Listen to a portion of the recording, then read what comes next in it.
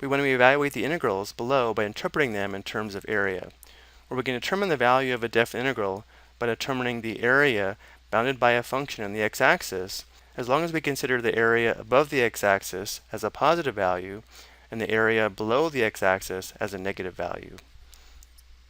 So first we have the integral of f from 0 to 2, which would be over this interval here.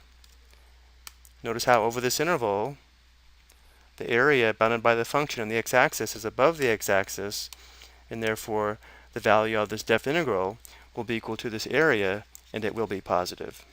Let's go ahead and call this area a sub 1. Notice how it's a trapezoid, so we could use the trapezoid formula to find the area of this region, or we could also cut this into a rectangle and a triangle, or because of the shape, we can actually just count the number of squares. Notice how we have 3 full squares and 2 half squares, so the area is 4 square units. So we can say a sub 1 is equal to 4, and therefore the integral of f from 0 to 2 is equal to positive 4, again because the area is above the x-axis. Next we have the integral of f from 2 to 7. So now we're integrating over this interval here. So notice in this case, we have 2 areas, one above the x-axis and one below the x-axis. Let's begin by determining the area of each of these regions. Let's call this a sub 2, and we'll call this a sub 3. Notice a sub 2 is a right triangle, so we could use the formula 1/2 base times height, or again, because of the shape, we can just count the squares. We have 3 full squares and 1, 2, 3 half squares. That would be 3 plus 1.5 or 4.5 or 4.5 square units for the area. And then for a sub 3, we have a right triangle with a base and a height of 2, or again, we can just count the squares. We have 1 full square and 2 half squares, therefore the area would be 2 square units.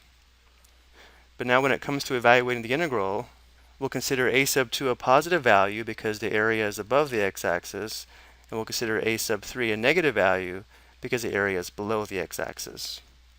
Which means the integral of f from 2 to 7 would be equal to the positive value of a sub 2, so that's 4.5,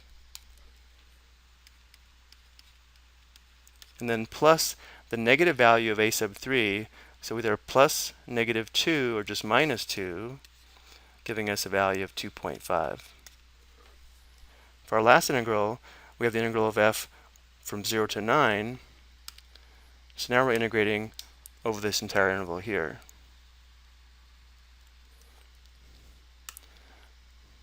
So notice now from 7 to 9, we'll have this area here below the x-axis that's a 2 by 2 square.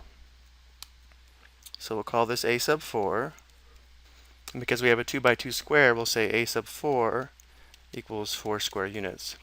But again, when it comes to evaluating the definite integral, we'll consider the positive value for a sub 1 and a sub 2, and the negative values of a sub 3 and a sub 4, which means the integral is equal to a sub 1, so 4, plus a sub 2, which is 4.5, and then either plus negative 2 for a sub 3 or just minus 2, and then plus negative 4 or just minus 4 for a sub 4. So we have 8.5 minus 2, that's 6.5, minus 4 would be 2.5. I hope you found this helpful.